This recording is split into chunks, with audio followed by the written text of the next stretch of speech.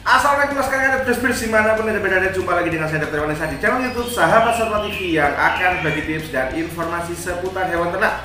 Jadi hari ini ada 5 pertanyaan dari Laskar Ngarit yang sudah kita pilih dan akan kita bahas ya. Untuk yang belum terpilih, mohon maaf, mungkin bisa diwakili pertanyaan-pertanyaan yang lain, atau mungkin dengan komennya pas saya tidak membuka laptop karena saya tidak setiap hari dan setiap saat mantengi kolom komentar. Siap Laskar Ngarit? Ada 5 pertanyaan yang hari ini akan kita bahas. Apa saja itu? Ada yang bertanya apakah retensi plasenta atau batur nggak keluar atau dawon nggak keluar itu menyebabkan kematian. Ada yang bertanya bagaimana gejala mastitis dan apabila sudah sembuh bisa nggak kambuh kembali ya. Ada yang bertanya apakah pohon pepaya itu bisa diberikan pada induk. Nah ini penting karena pohon pepaya itu mengandung alkaloid. Siap. Ada yang bertanya sapi bunting pindah kandang, bener nggak mitosnya bahwa usia kebuntingannya akan menjadi lebih muda. Dan yang kelima, bolehkah pejantan simental ya dan limousin mengawini sapi Bali? Siap, Laskar Ngarit beras-beras dimanapun Anda berada. Itu 5 pertanyaan dari Laskar Ngarit yang hari ini sudah kita pilih dan akan kita bahas satu persatu. Sebelum saya lanjutkan, jangan lupa please like, subscribe, komen, dan mohon dibantu share di grup-grup Facebook dimanapun Anda berada. Siap? Stay tune.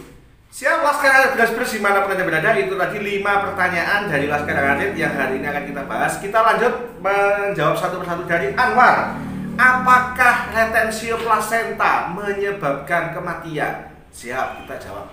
Retensio plasenta atau dawon yang nggak keluar atau batur yang nggak keluar pasca melahirkan. Jadi gini Laskar Ngarit, batur atau dawon atau plasenta ini normalnya 8 sampai 12 jam pasca kelahiran, pasca induk itu melahirkan pedet, dia harus keluar secara alamiah. Siap. Jadi pasca kelahiran ya, begitu tali pusar ini putus, jebret gitu ya, tekanan darah yang ada di plasenta itu loss, itu selesai. Sehingga yang terjadi plasenta ini akan berkeriput. Ketika sudah tidak ada tekanan darah, sudah loss, sudah keriput, maka yang terjadi adalah antara karunkula dan kotiledon ini akan terjadi pelepasan. Karena ini keriput sudah nggak ada tekanan lagi. Nah, setelah lepas barulah plasenta ini keluar dari mana? Dari uterus Laskar Ngarit. Waktu yang dibutuhkan untuk mengocok, untuk keriput dan untuk lepas ini paling tidak 8 sampai 12 jam. Jika lebih dari 12 jam, maka kondisi ini bisa menjadi masalah. Yakni disebut dengan retensio plasenta atau plasenta yang tertahan atau dawon yang tertahan atau batur yang tertahan Laskar Ngarit. Siap. Nah, apakah bisa menyebabkan kematian? Tentu bisa menyebabkan kematian bila ada komplikasi. Yang jelas di situ akan ada bakteri. Belum lagi jika ada jamur. Oke. Belum lagi bila memang tadi waktu proses kelahiran didahului dengan manipulasi, dirogoh, ditarik, terjadi berbagai macam perlukaan. Maka kematian yang terjadi pada induk itu disebabkan oleh adanya sepsis. Ya, disebabkan oleh adanya sepsis.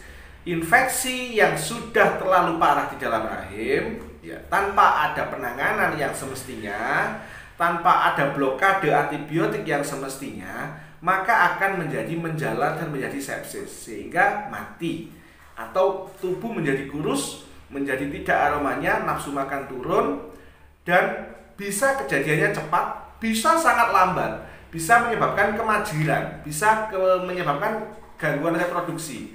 Sapi bisa tidak birahi atau sapi birahi sudah dikawin tetapi minta kawin lagi, atau bisa juga kan adanya endometriosis atau piometra, infeksi rahim yang sampai ada timbunan nanah Laskar Ngarit. Jadi bisa menyebabkan kematian bila ada komplikasi, bila ada kondisi sepsis, dan bila ada infeksi sekunder, infeksi kedua dan ketiga, entah itu dari jamur atau masalah lain.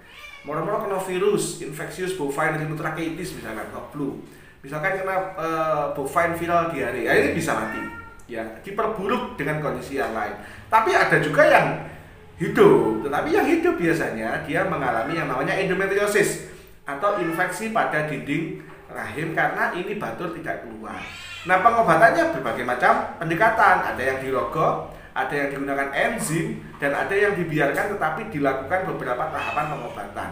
Tergantung dokter di tempat jenengan menggunakan metode yang mana. Yang paling banyak adalah dirogol. Menggunakan enzim itu mahal, dan menggunakan metode biar tetap di dalam supaya tidak ada manipulasi itu tidak semua dokter bisa melakukan. Siap, Mas Anwar, semoga bisa menjawab pertanyaannya. Esti Niswah, bagaimana gejala mastitis dan saat sembuh apakah bisa kambuh kembali?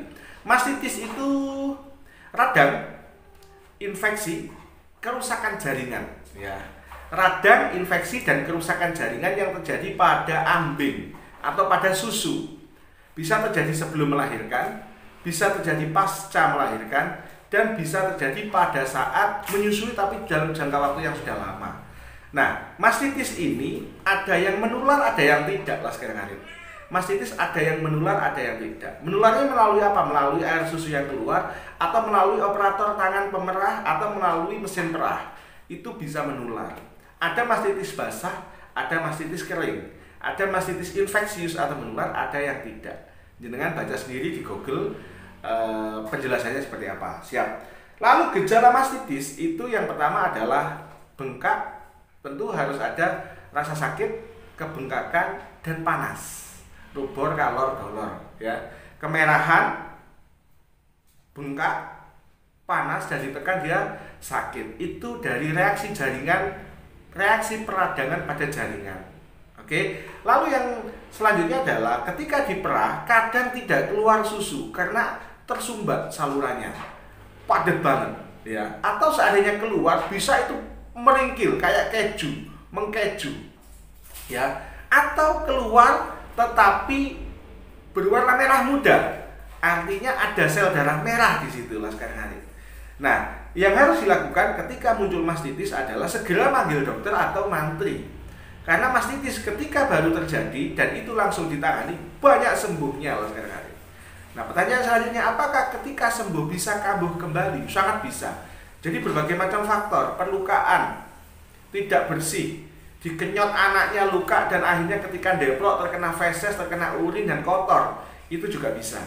Jadi radang infeksi dan kerusakan jaringan pada ambing, pada kelenjar susu itu disebut dengan mastitis. Gejalanya apa? Bengkak, sakit, kemerahan, dan panas pada jaringan maupun pada si induk. Lalu ketika diperah, susu berwarna kemerahan, mengkeju atau bahkan padat. Nah, jika ini dibiarkan, tidak diobati, akhirnya jaringan apa? Jaringan mengalami kerusakan, dingin. Sering terjadi pada kambing. Kalau sudah dingin sulit. Kalau jaringan susu sudah dingin, itu berarti susunya sudah nekrosis.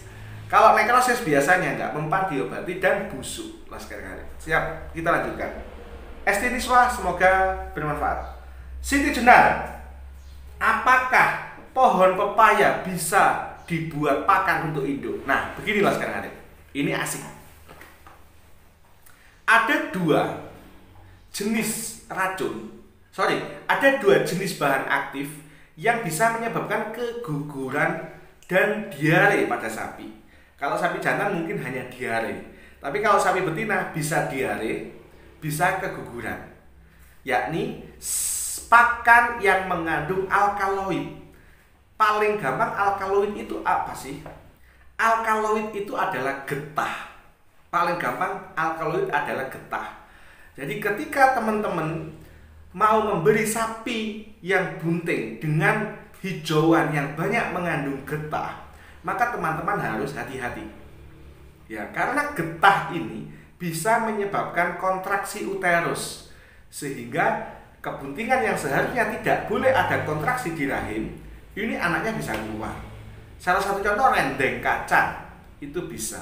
Daun tela rambat. Daun tela rambat ini getahnya ada. Tetapi, begini, ada sebuah permisalan. Kita manusia, kita orang ya, ada yang makan lombok satu, makan cabai satu sudah diare. Ada yang makan lombok setengah, dia sudah kepedesan dan diare.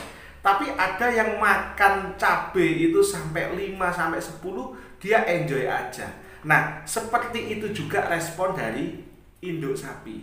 Ada yang pokok ada alkaloid, ada getah, langsung keguguran.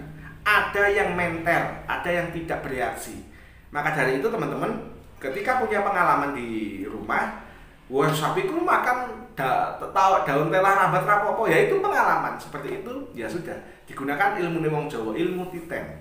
Tetapi ada juga teman-teman yang begitu ngarit ya, jebret dikasihkan daun tela rambat atau oleh jari wong Jawa sabrang ya, itu langsung mencret. Kalau jantan langsung mencret. Jadi teman-teman bisa melakukan ilmu titen, tapi yang menjadi dasar ilmu kita adalah alkaloid itu menyebabkan diare dan keguguran lah sekarang. Nah, ada juga yang mengandung namanya phytogenic estrogen atau estrogen phytogenic.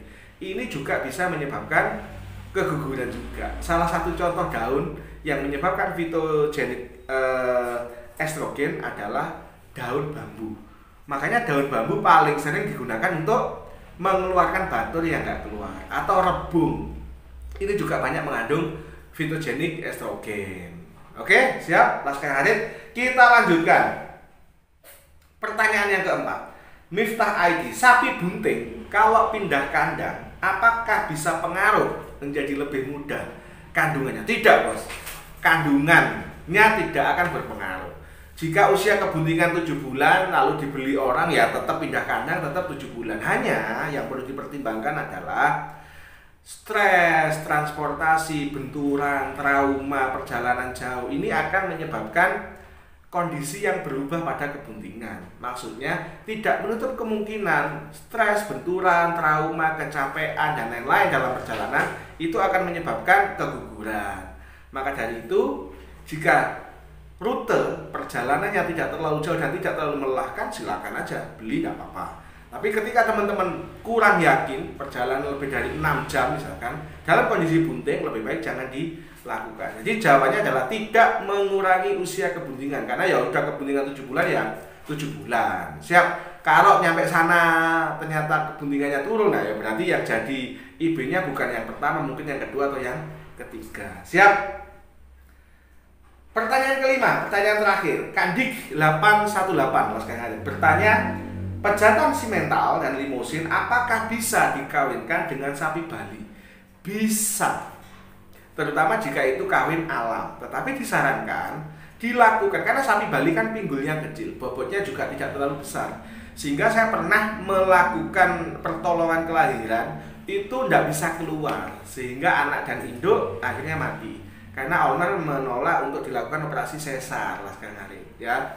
Jadi apakah bisa pejantan limosin dan simental ini dikawinkan dengan betina dari ras sapi Bali? Bisa, dengan catatan disarankan di kebuntingan kedua atau di kebuntingan ketiga yang sebelumnya sudah pernah melahirkan dan akhirnya pinggul ini sudah lebih berkembang. Itu yang pertama. Yang kedua, jika dilakukan kawin alam maka pilihlah pejantan yang tidak terlalu besar. Karena bayangin misalkan sapi Bali bobotnya 300 atau 400 lah ya, lalu dikawinkan dengan sapi yang bobotnya 8 kintal lah ya, amblek ya.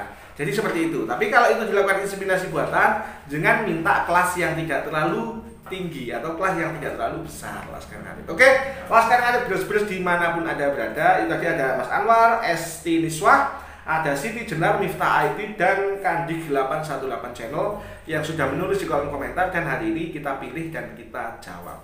Sekian, semoga jawabannya berkenan. Matur nuwun, please like, subscribe, komen, dan share videonya. Dan jangan lupa, masyarakat yang teredukasi adalah kekuatan sebuah bangsa. Assalamualaikum warahmatullahi wabarakatuh. Laskar Ngarit beras-beras semangat.